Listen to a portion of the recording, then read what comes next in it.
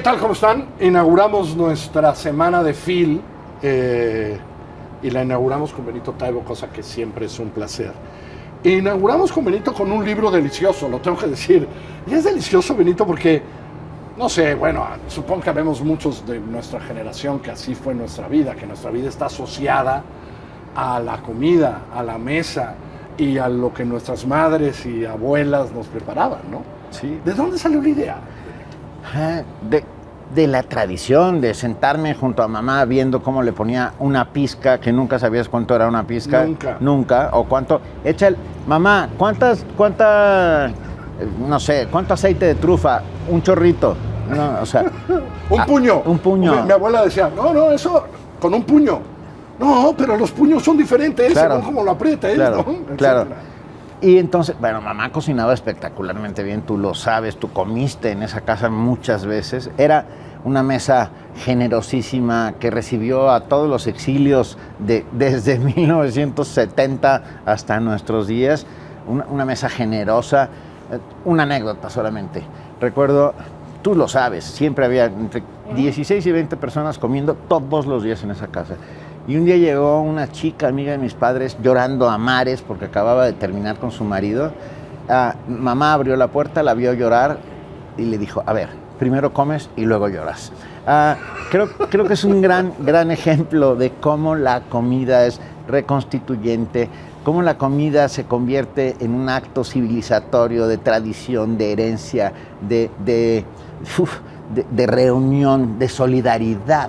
En todos esos sentidos. Porque en Cuchara de Memoria, por supuesto que, como dice aquí, es una celebración, pero aprovechas para hacer un recorrido tuyo también, ¿no? Un recorrido de cómo tú, sí, por supuesto, fuiste encontrando diferentes cosas, ¿no? El día que tu indigestión con el alioli, el primer día que ya no podías más, el día que lo conociste, pero también de esos recuerdos y esas personas y cómo te relacionaste con ellos. Aprovechaste un poco para contar tu historia. Claro, cada sabor detona un recuerdo. ¿Sabes quién lo sabe maravillosamente bien? López Velarde. En La Suave Patria es este recorrido sentimental por el sabor, el color, los sonidos de la patria, ¿no? En este caso mi patria es mi estómago. No, mi patria es mi estómago. Me queda clarísimo.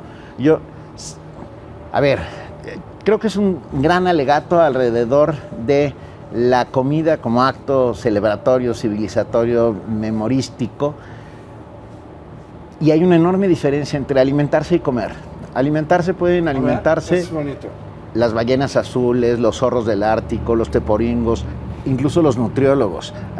Pero comer es un acto cultural, es un acto que tiene que ver con la evolución, que tiene que ver con cómo somos, cómo nos relacionamos y cómo alrededor de esa mesa se generan las mejores historias del mundo. Pero también hay una parte muy importante de antes de la mesa.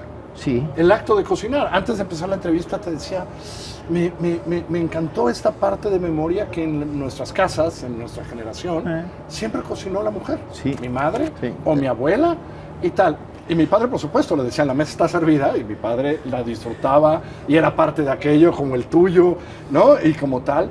Pero en esa generación era importantísimo lo que pasaba antes, que además eran súper celosas de, ¿a qué no entras? Espérame, tú para allá, porque estoy preparando. Y mantenían en secreto todos esos pequeños secretos transmitidos de generación tras generación.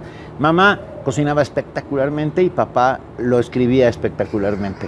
Era un cínico maravilloso porque al que le dieron todos los honores gastronómicos fue siempre a papá y debieron haber sido a mamá.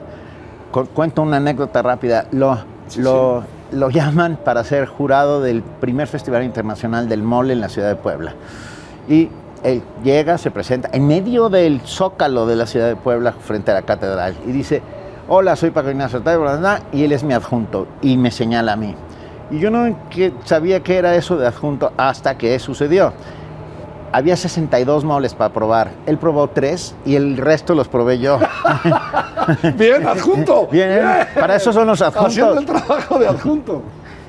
Pasaban en esa mesa, cosas maravillosas. Maravillosas. Tú las viviste. De eso se trata. Y luego, ahora, ¿cómo te dio a ti? Porque Benito presume, yo no soy testigo de eso, que él aprendió a cocinar Sí. y que él cocina Sí. y porque quiere crear también esas mesas y esos ambientes.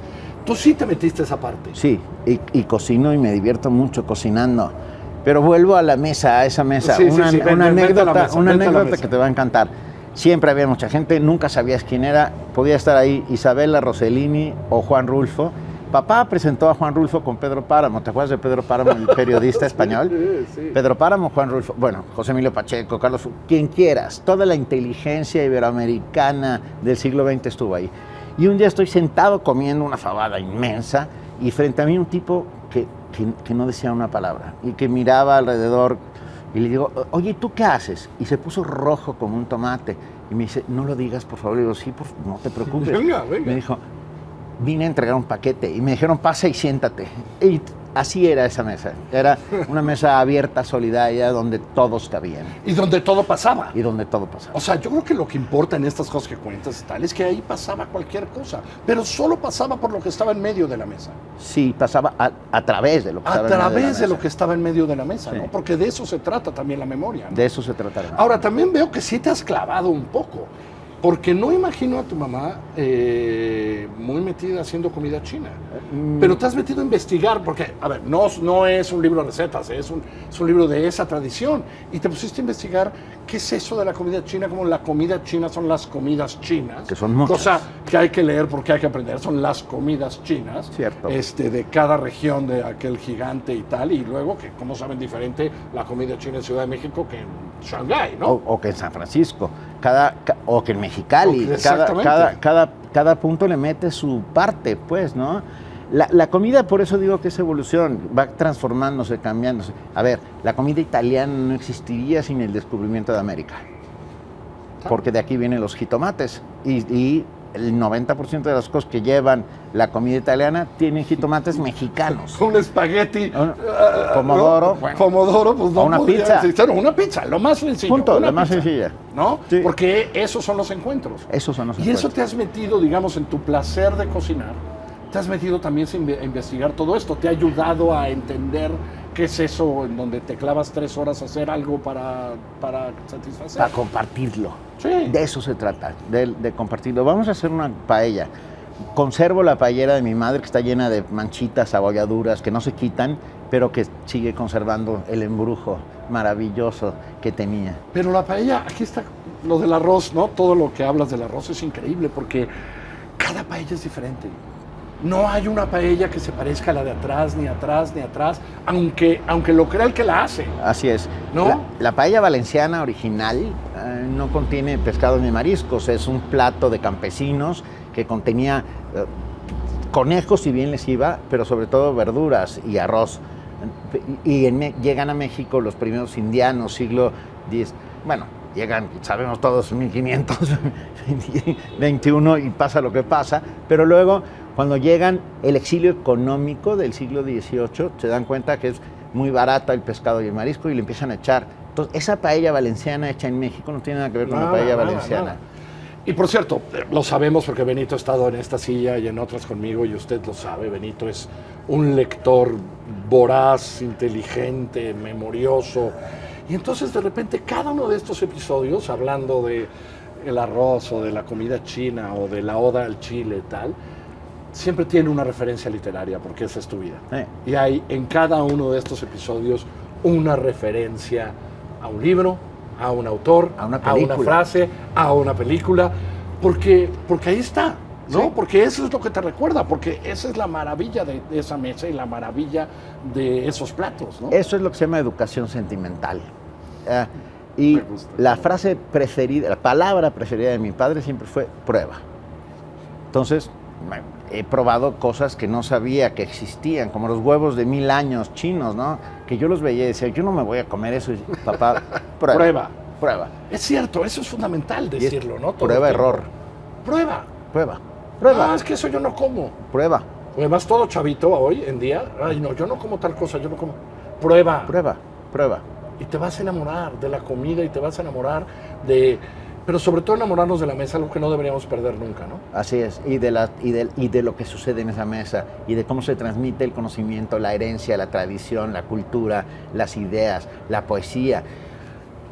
papá un día, teníamos 8 o 9 años, yo tenía 8 o 9 años, dijo, mañana viene a comer el gran cocodrilo. Y yo me imaginaba a papá llegar con un cocodrilo enorme. Tenías 8 o 9 años. Sí, entonces nos pusimos súper elegantes para recibir al gran cocodrilo, que es Efraín Huerta, el grandísimo poeta, que era todo atildado, pequeño, con unos lentes de fondo de botella y que se comió 3 platos de fabada. O sea, y son, a ver, cuando suceden esas cosas, las relaciones que se generan a través de la comida no se rompen nunca. La verdad lo disfruté muchísimo, Benito. Gracias, Y querido. lo voy a disfrutar más porque cada una de esas cosas, a lo mejor hasta algún día cocino, cosa que yo no hago, pero él sí. A lo mejor en eso me convence. Carlos Puch. Y voy a probar la paella de Benito. Por Taibo. supuesto, Ya lo vamos a hacer. por supuesto. Cuchara y Memoria, Editorial Planeta ya está a la venta. Así arrancamos Phil. Es siempre un placer arrancar Phil con Benito. Gracias.